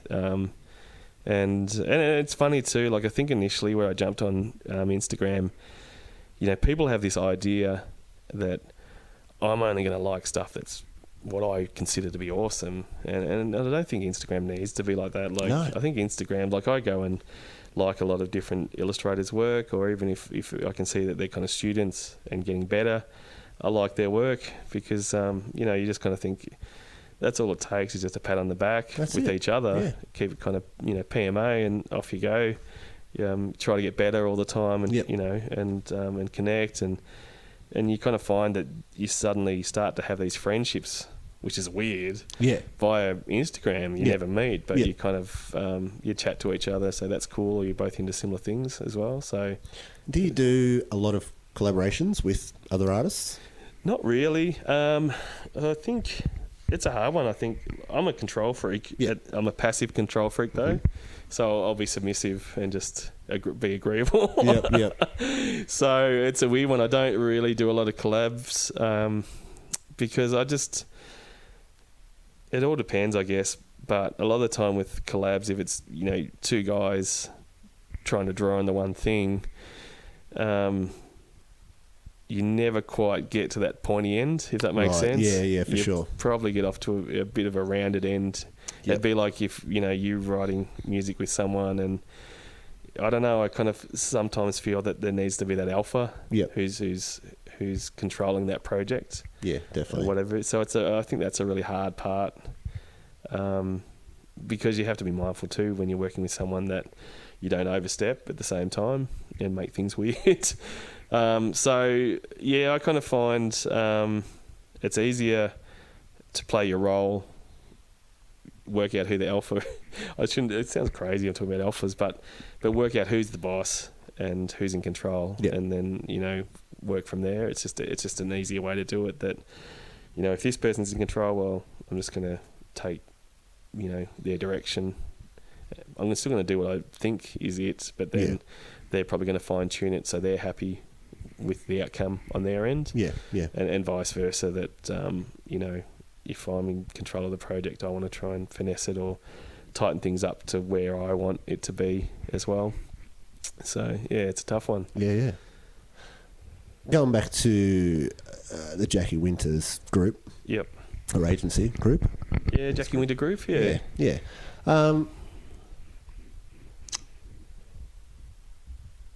How did it come about? Like, how did Yeah, they sort of track you down? There's actually a funny story. Like, did about you this approach one. them? Like, Yeah, so I'd been following this this website that was all about kind of the industry, right. and this post came up. Jacky Winter represents illustrators, Okay. and I thought I had no idea what that meant. I didn't understand about representation or any of that stuff at that stage. So that was early on. So I sent them an email, and I got this email back saying, "Oh, what art shows and stuff have you been in?" And I'm like, "None." And they said, "Oh, well, send us, 10 of your pieces of work." And so I sent in 10 pieces, which looking back now, they weren't great. Yep. But I sent them off, and then I just heard nothing. And I was kind of watching these guys, and they were signing up really cool illustrators in Australia, and I was kind of thinking, fuck, I want to be part of this. Yeah, absolutely. And then one of my mates, Ben Sanders, he rang me up one day, and he goes, "Oh, I've just been signed up by this Jacky Winter Group. Do you know what the go is with them?" And I'm like, "Oh, fuck!" Like, you too. Like, you just kind of stumbled into this kind of opportunity, and so that was it. That kind of really lit a fire under me, because I was like, right, how do I get onto this thing? So I kind of took that as a bit of a challenge, that I was gonna work harder, get better, that type of thing. There's this saying, don't get bitter, get better. Absolutely. And I think that was one of those points. It would have been easy for me to be shitty with Jacky Winter and feel that they rejected me. But then this crazy thing happened where a year later they contacted me and said, "Hey, this is kind of weird, but we've won this job for Sony and we've used your work. What? Can you do it for us? Because that's the upside, is that you send the stuff in, they put it on file, and that was kind of a really interesting thing, because I kind of talk a lot with mates and students about that, is that it was really planting the seed that if you don't kind of put these things out there, you can't expect that they're going to just happen straight away. Yeah. But you have to put it out there. So I'd sent this work off. There was a bit of kind of hip-hoppy style stuff in there, and then this job had come up, and they probably didn't have the illustrators to cover the whole project. So I threw mine in as well, and I was chosen to do these Sony posters. So did that through Jacky Winter, and that was kind of a learning curve in itself, like, because I was pretty green. I remember the art director giving me feedback, and his feedback was just make it cooler. I remember thinking, what the fuck? Whereas now I know exactly what he meant. Yep. But back then I was like, okay, right, what does that mean? What does that mean? Kind of thing. So did the project, and then I thought, I'm a shoe-in for Jacky Winter here. And just like, didn't hear anything. And that was like, fuck, I'm going for it now. Yep. You know what I mean? And so just started pushing myself out there a lot more, doing a lot more work, and then my work got better, and it was doing a lot more advertising stuff. And then they kind of said, hey, we've been watching your progression. I think it'd be great if you come on, as part of it. So awesome. That was kind of one of those things that you got to take it on the chin and just go, right, well, why aren't they choosing me? Exactly. Or why aren't they choosing my work? What can I do? Yeah, so that's kind of how that kind of came about, and then have done a heap of work with them ever since, really. Yeah, I kind of see them as like a booking agency in within music and that type of within thing. Music, I think it's interesting. I guess the difference between a booking agency is that they actually work out copyright and usage rights and buyouts and that type of thing. So they're kind of a bit of a mix of everything in there. So, and it was kind of really interesting to see how that works, because joining Illustrators Australia, they give you all the information about, if you do something for someone, you need to clarify how they're going to use it to what that's actually worth. And I heard something the other day, and the best way to kind of clarify it, to say, right, if you're going to do something for someone's garage band, that say 50 people are going to see, you're going to have to be a bit nicer on that price for them. It's probably a bit more of a love job, because whereas when you do something for a big client, you kind of need to relate that to, say, if it's Coke or whoever, you need to work out, well, how many eyes are going to see that to what that asset is worth to them, to what it should be paid at, I guess. So that was a nice thing with Jacky Winter, that they'd negotiate all that for you. So, and a lot of times too, that they can kind of play bad cop to your good cop at the same time. If something's not kind of going quite to where you want it, you kind of say, hey, can you maybe just kind of bring this up with them? So they're kind of like a booking agency, APRA, and a management company all in one. So it's funny, and it was really good to see their process too, because initially a job doesn't start until you actually get a brief. And the nice thing about that is that it's very clear cut to what you have to do, so that it means that halfway through that project, if suddenly their direction changes, you then say, hey, this is off brief, we need to renegotiate this price, because you're kind of sending me off in a different direction now with more work involved. So so that's kind of how they work, really. And every year they send out, they make a book of all the artists' work, and then send that out to all the agencies as well. That's awesome. Yeah, so they've kind of really grown. They're based in Melbourne and do Australia, but they're also based in the US now as well. So yeah, it's quite nice. It was started by a US guy. Yeah, Jeremy Wartsman. Yeah. So he's a super nice dude. Yeah, cool. And it's called Jacky Winter because the JW, and then Jacky Winter's actually a native bird as well. Yeah. So I did a bit of research on the company. Yeah. And one thing I was quite interested with was the Winter Gardens residencies. Yeah, that so it's they pretty do. interesting. Yeah, So, I must admit I haven't done the Winter Gardens residency. Yeah.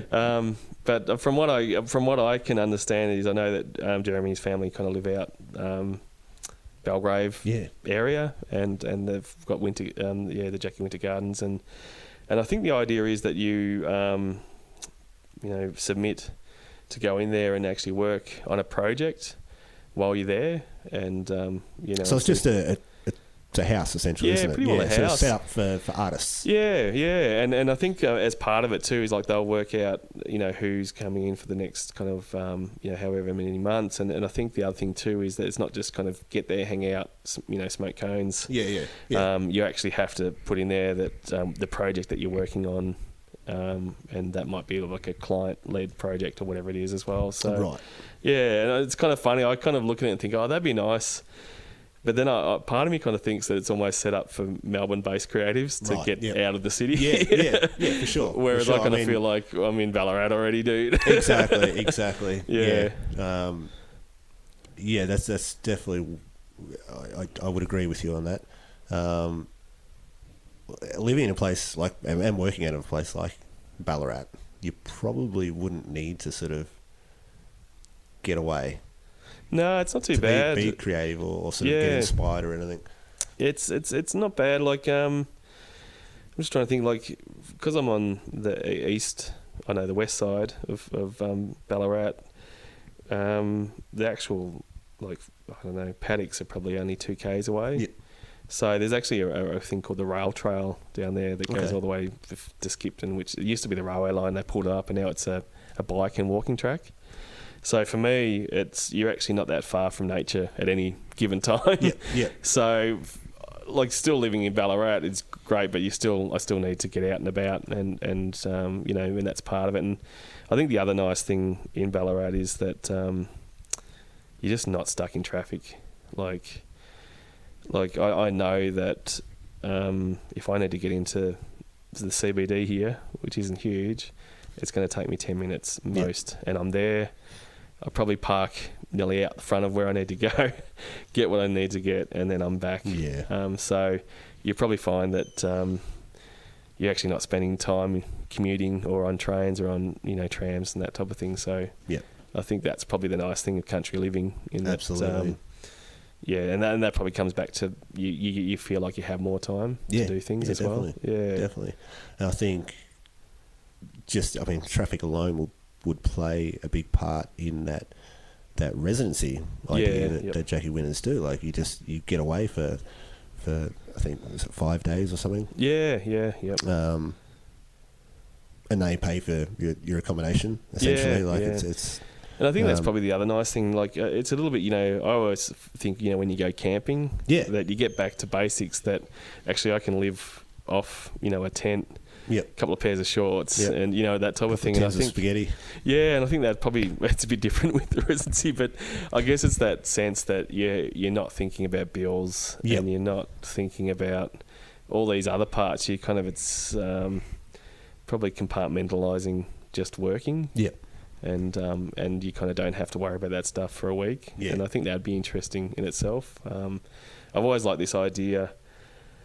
When you go through all these small towns, and they always have a town hall that probably doesn't get used a lot. Probably gets used for weddings, 21st, and that type of thing. Yeah. I've always liked this idea that you could get a group of either musicians or a couple of other guys like me. You go in there and just set up a table and just sleep and live there for a week. Yep. It'd just be interesting to see what your output is like. Still doing normal work, but just being somewhere else and not thinking about other things would be interesting. Yeah, absolutely. Yeah. Should make it happen. Yeah, maybe. You touched on it before, earlier, about the you're doing some speaking. Yeah, I haven't done a lot for a bit now. Right. I'm just trying to think. I did a bit of teaching, and then been invited to a few design conferences as well. Okay. And I've always found them really interesting. A big sort of networking opportunity as well. Yeah, they're a good networking opportunity. And I think there's positive and negatives in there too. Like I always find it really funny. one of my gripes for those things is, me and my friends are like this, where you get invited somewhere. So before I go and look at each other person, try to remember their names, and try and remember what they do and what their background is. And I always find that funny that you go to these things and there's certain people you connect with who know what you do, they've done their homework and they talk to you. And there's other people there who are just there to be rock stars, and you have to explain what you do and all this type of thing. So I always find, I find it really interesting, a lot of that stuff, in that my approach to going and speaking is trying to connect, working out who the audience is. And my story is very much like, hey, you come out of uni and you don't fucking kick goals for 10 years, but this is how you're going to get back on track. So I kind of try to go in warts and all, kind of say, this is what happened, that my first big job was, doing the handbag, how to cut your ham up, you know what I mean? Whereas I find with some of those conferences that people just go there to do a slideshow of how fucking awesome they are. Right.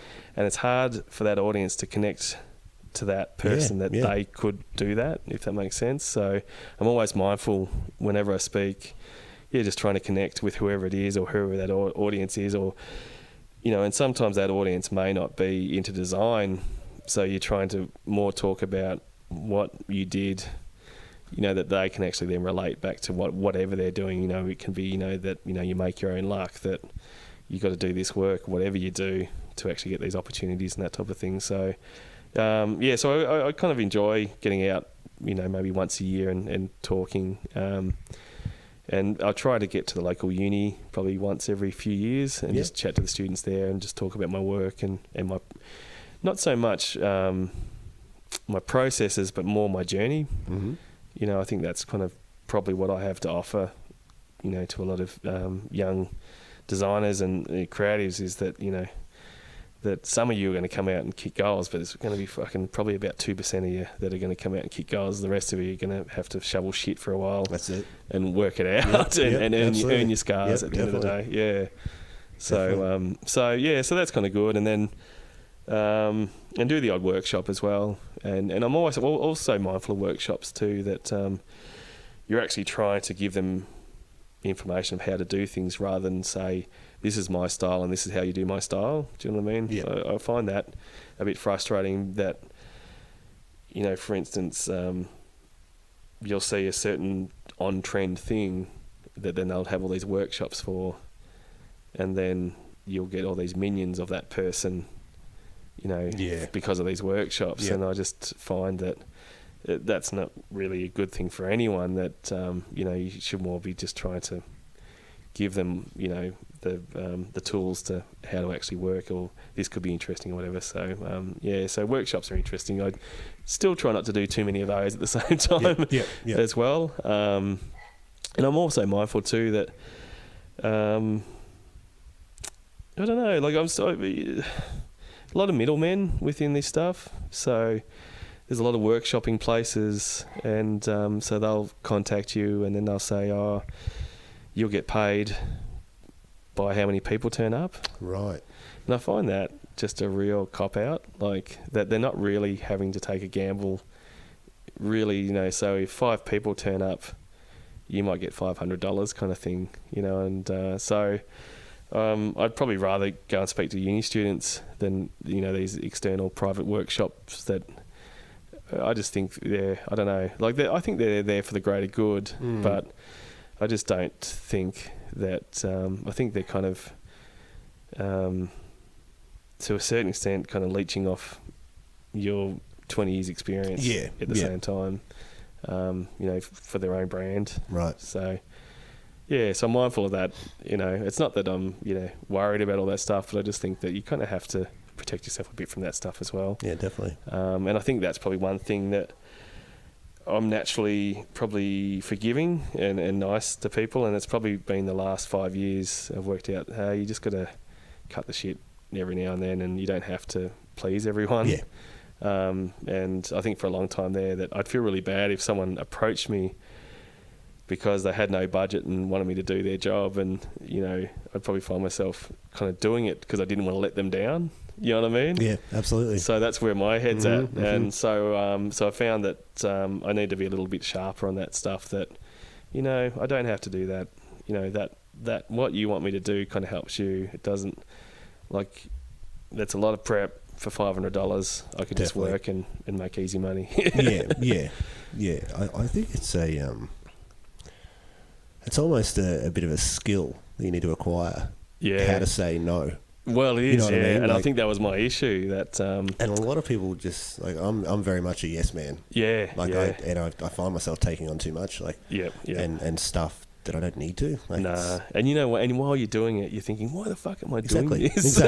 Exactly. So I kind of find that and I think sometimes too you realise you say yes to so many things, and then they all come in at once, and so suddenly you're kind of doing favours, and you're kind of stuck doing favours for 3-4 days, and you're actually not making money as well. So yeah, that's a hard thing, and I often think that that's a country thing, that where we grew up was not letting people down and trying to help each other out, whereas I think you get to a stage where you kind of got to look after your own a bit and make decisions that best suit you, and every now and then there are decisions that benefit you and benefit the person you're doing it with as well, but you just got to work out if it's the right opportunity. Yeah. What's been your personal highlights throughout all this? I mean, there's got to be a couple of pretty gnarly ones. Yeah, I don't know. It's weird now. Like initially, for me growing up, Mambo was everything. Like I used to, wear all their clothes, steal their, swing tags, and so initially, I think it was probably when I was about 25 that I got those couple of jobs with Mambo. So it was kind of a blessing in disguise, I think, at that same time, in that I was in free fall. I got that opportunity and kind of thought, well, you know what, I'm good enough. You know what I mean? I always thought I was good enough, but, this actually proves that I am good enough. But so that was kind of a bit of a milestone for me. But then, of course, I went back to work, shit scared of not being able to make a living kind of thing. Yeah. So then from there, I then kind of worked out, probably after I was 30, that it was important for me to make goals each year and assess my previous year and what I had done. And so a lot of the time now, which I didn't do last year actually, which I'm really frustrated about because I feel like I kind of treaded water for a year. I was still doing good work, but I didn't probably push myself forward as quick, as enough at the same time. So that's probably, still a main thing, to set these goals and then try and tick them off. So they're probably my milestones. I think initially the first goals I set in there, they're all these just little quick things, like, and they're reminders too. Like, you need to do this more. You need to, you need to say no. You need to, all these things. And I think in there, one of them was, I said, work for one of the big sporting brands, and another one was work for a skate label, and so all these little things that it's really odd, and it seems to me that if you don't write them down, they won't happen. But if you do write them down, it's like a subconscious thing that you'll naturally head towards that, within the next year or whatever it is. But it's also a good thing to pull back to and say, hey, I've ended up doing this project. How did I end up here? I was meant to say no to this stuff. Do you know what I mean? So it's a nice thing to look back at your dot points and say, hey, because especially when you do those lists, you've got such clarity of where you're heading, where you're going to probably, make a living from as well. But also, it's not all about making a living. It is about that creative output. So you still need to have fun in between. So, for me, it can be that I might write in there that I want to track down a cool emerging brand. I want to get back to kind of doing some fun stuff with, you know what I mean? Like, because you kind of do all this stuff for all these different brands, and you kind of need to get back to, the garage a bit, like, definitely, to where it all kind of began. So so that's a big one. Like, definitely Nike. Under Armour's been really good. But then to go on, I think, a few years back, I wrote down it would be really nice to start doing some work for bands. I didn't quite know how that was going to happen. And a weird thing happened too, where I've got a mate who's in a band, and they needed a poster for a gig, and he said, "Oh, Trav, could you do us something?" I thought, "Yeah, fuck it, I'm gonna try and illustrate the shit out of this thing." and did it, and that kind of kicked things off. That, you know, suddenly from that, I got this opportunity to do this, and then, you know, it all kind of adds up, and you get these opportunity to do a poster for Blink-182 or some merch for them. For me, I really enjoy doing both, but I really love doing the merch still as well. I don't know, I can't explain it, but I like doing t-shirt design. And it's a bit simpler t-shirt design, and it's trying to connect and work out who that audience is and how you're going to get to them. So so that's been, you know, fantastic. Yeah, that's awesome. Well, I think we don't have much more to really go through. Covered everything. The only other thing was, is there anything you can do consciously to make sure that you're always at the top of your game, or you're constantly improving at your art? And that's probably the goal setting. Yeah, I think that's because I've kind of felt like the goal setting was always placing these carrots to chase. Yeah. And I probably, like I said last year, I didn't set goals, and I kind of felt a bit rudderless. Like I was kind of doing a bit of stuff over here and a bit of stuff over there, and it was all stuff that I'd been doing in the past. But I feel like the goal setting is kind of, you know, trying to keep sharp. Naturally, in my head, I think that everything I do is shit.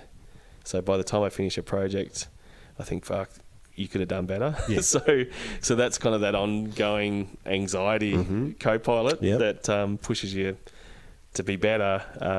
I think that, you know, it's a blessing and a curse. Like, I think, like, all my friends are super critical on themselves as well, and it's kind of, you know, ignorance is bliss at the end of the day, but it's just part and parcel. You need that kind of self-criticism to get better, and I think the other thing I'd put it down to is, a while back I worked out that you can't rate yourself to who's around you, if that makes sense. Yeah, like, definitely. I often found that with teaching at uni, that we might have a year come through that isn't super strong, and so people who they could push themselves further, they wouldn't, because within the kind of measuring pole, they felt they were a top dog. Right. So from, you know, my point of view is that you can't measure yourself within your group. You need to be measuring internationally. Yeah. So initially for me, it was measuring on a Melbourne level or a Sydney level, an Australian level, and then it kind of got to the stage where I started to measure myself on an international level to where I sit with all the big boys. Right. And that's, you know, that's the carrot, like, you're thinking, right, and you start to break down, and you look at their work and you say, why is this so good? And you break down why it is so good. And a lot of the time it's because, you know, for instance, if skulls are in, they'll bring concept to it. It won't be just a cool skull. There has to be something happening with it that no one's done before. Yep. So a lot of that stuff you're trying to break down. It's a little bit like trying to write the perfect pop song to a certain extent, but you're trying to work out, okay, this is what people are into and this is what they connect with, but you always need to have your own spin and push it that bit further than every other person has as well. So yeah, that's probably the carrot that keeps pushing things along. Yeah, that's awesome. I never I never even thought of that idea, but that's. It sends you crazy. What I didn't tell you is it sends you friggin' leaky. Yeah, I can imagine. I can imagine. All right, well, we'll wrap this up. We'll go sort of 5 questions. Cool. Final questions that I'll ask you, and that'll probably take us to the 2-hour mark. Oh wow, 2 hours. Yeah, it's crazy. Probably 2 hours 10 minutes. Yeah, wow, that's crazy. The first 10 that we cut off. What would you do differently, if anything, if you knew your rent and bills were paid? Wow. I'd definitely probably do the stuff I enjoy more, if that makes sense. Absolutely. So, So a lot of times I'll say to people, and it's not always the truth, but it almost seems like the cooler shit you do, probably the less money you've made, if that makes sense. Definitely. So I probably, get to doing a lot more T-shirt work just for the love of it, a lot more music work just for the love of it, like doing stuff for local bands and stuff like that. And the other thing I'd probably get back to more is doing a lot more painting. Okay. Getting back, because I kind of feel that it's been 20 years on the mouse in front of the screen. The downside to that is my eyes are starting to go by the end of the day. You just get your vision gets a bit blurred because you're focusing probably a foot away from your head all day. Yeah. So that'd probably be where I'd want to do is actually just do more fun projects just for the fuck of it. Just for the fun. Yeah. So Sounds good. If you are ever suffering from writer's block, what's your go-to move? It's probably not so bad these days, and it's probably because of the industry I work in that you're always actually creating for an audience. Right. So, for instance, you break it down to, okay, who is the audience and what are they into, what are their triggers, and then you start to kind of work backwards. And a lot of the time you kind of work out what, from my point, it's a visual point, like what are these kind of icon things that they connect with, and then you can kind of work back that way. I think it's probably something that I think when I listened to Dan Kirby's interview too, he was talking about trying to do an opening drum line to something, and I think that was really impressive because I find that from a visual point of view, I can do something that's technically and conceptually friggin' next level. But if it goes over everyone's head and they don't get it, exactly, it doesn't mean shit. Yep. You know what I mean? Yep. So sometimes you just got to work out who that market is and what they're into and what they want. And it could be that, hey, they're really into skulls, but you just got to bring something new to the game every time. You can't just kind of rehash what someone else has already been doing. Yeah. Just got to always try to bring something new. Perfect. What's one thing you wish they taught you in school? Jeez, you're probably to be more of a prick, but no, I was probably a prick enough as a teenager. I was kind of thinking back a while back about this, and it's quite interesting that a lot of what I do is thinking about concepts, and a lot of that stuff will come down to wordplay too, especially on T-shirts. Like we'll be kind of playing with sayings. Like I think one I did for Rebel 8 was greasing palms and squashing qualms. Right, yep. So playing on words. And so I reckon, looking back, which I probably would have hated at the time, and probably even from your point of view, that you think about all the mathematics shit we learned, which really, the mathematics I use now, I learnt by grade 6. Yep. And then you think about all of the English stuff, which I think English was always a little bit more interesting, but I wonder if there could be kind of a poetry section every year that you have to play with words or have fun with words. Do you know what I mean? I just think that's quite interesting, that even I find now that I'll listen to someone's lyrics and find it really quite interesting that they're connecting on two ways by using the one word. And I think that's really, for me, is really interesting from a visual point of view as well. Yeah. So that things having multiple meanings and being kind of displayed in a certain way. So I don't know, I reckon that would be kind of a cool thing to go back and actually have a bit more of appreciation for words. That being said, if you probably go back to 14-year-old Trav, he's like, what? Yeah, exactly. Do you have any favourite books or podcasts? Probably not. You've got a ton of books. Well, I've got heaps of books, but that being said, they're all visual books. Yeah, right. That being said, I've still got my collection of Asterix books, so that was kind of where everything started with me, with Asterix. Yep. I don't read so much these days because my vision at the end of the day gets shabby. Yep. I did start reading a book, which I need to get back onto, was the Subtle Art of Not Giving a Fuck. Right, yeah. Which was really interesting because I think it's more about choosing your battles. Okay, right. And choosing what to care about and what not to care about. I've seen that book everywhere. So I kind of started on that. Podcasts, it's a real mix. I kind of listen to all different things, and sometimes I listen to different things when I've got different types of projects too. Okay. So But one I've really been enjoying probably from a professional level is one called Adventures in Design, and it's done by this guy in the States, and he actually gets more into my industry, and he'll have people on there, and they'll talk about usage and money and the process and stuff like that, and that's kind of interesting because I'm out here in regional Victoria working by myself. It's just kind of nice to know, right, yeah, I'm on the right track with that, or, you know, these guys are having similar issues or whatever it is, and this is how they get around it. So, yeah, I'm finding that pretty cool. Yeah, awesome. Yeah. Finally, if you could have a conversation with your 18-year-old self, or 14-year-old Trav. Yeah, jeez. What would you tell him? Oh, don't be a dickhead. Don't be a dickhead. Yeah, look, I don't know. Look, I don't remember you being much of a dickhead, to be I honest. don't know. In my head, I think that I was just a dick. Like, but I don't know. Like, I think probably my issue, I probably worried about things too much. Whereas, you know, probably just say, don't sweat it, man. And look, if I could give myself that kick up the arse to actually just say, right, no one's going to offer you the perfect job.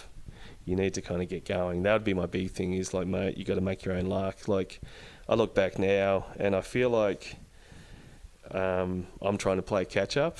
Like, I still did what I did in my 20s was still very worthwhile, and it's made me better for it. And, you know, on a professional level.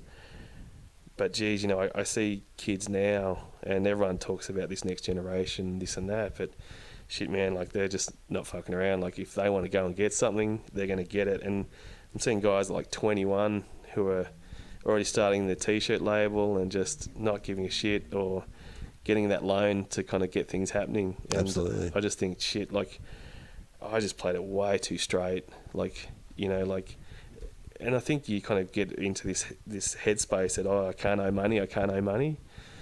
Just like, fuck it. Yeah. Like, and, you know, if I could, I just would have done it a heap of times. You don't really own anything back when you're young, so it doesn't matter how many times you go bankrupt. Yeah, well, that's it. That's it. And as you said, that's what it was like growing up in the country. Yeah. Like, you had the template of what you were supposed to do. Yeah. And it was pre-internet. Yeah, that's it. Whereas now the opportunities are there. And, you know. Well, yeah, and it's just crazy. Like, and I think that's the exciting thing, that this next generation can actually access. You know, you're seeing it in music. You know, that you're seeing kind of. I think I was watching something about Post Malone the other day about how he came about, and it's like, Jesus, that's crazy. Yeah. Whereas I was watching a Prince documentary the other day, and like, he really had to get that opportunity, and they still didn't initially kind of trust him to produce and that, and then he just blew them away. Mm-hmm. So it's just crazy that you kind of think that to consider, not like I'm writing to Prince, but to consider how talented he was, you kind of got to ask the question, how many Princes didn't make it because they didn't have access, you know what I mean? Absolutely. So that's just crazy. Yeah. All right, mate. I think that is a good place to wind this up. This has been fun. It's been fun and very informative. Thanks, mate. Appreciate it. Like I said, boys, really appreciated what you guys have been able to do with music, and it's nice to hear. Yeah, you know, it's been nice to think that you just grew up, you know, 100 metres down the block from me as well. It's crazy. It's crazy. Thanks, man. No worries, mate. Thank you. Hey guys, Aaron again. Hope you enjoyed the show, and if you did, I'd love it if you'd spread the word and share it with anyone you think might actually get something out of it. Also, don't forget to check out the blog at thewritersblock.co and follow us on the socials at thewritersblockau on Instagram, The Writers Block Co on Facebook, Writers Block AU on Twitter, and we even have a YouTube channel, which I'll throw this episode up on. It's audio only at the moment, but I'm sure down the track we'll probably start filming them too. Till then, you can subscribe to the channel via the link at the top of the blog homepage. Finally, I know it's a pain in the ass, but if you could leave a rating and review on iTunes, that would be amazing. It really does help, I'm told. I don't actually know. But if it does, and you can, that'd be awesome. Thanks guys, see you next time.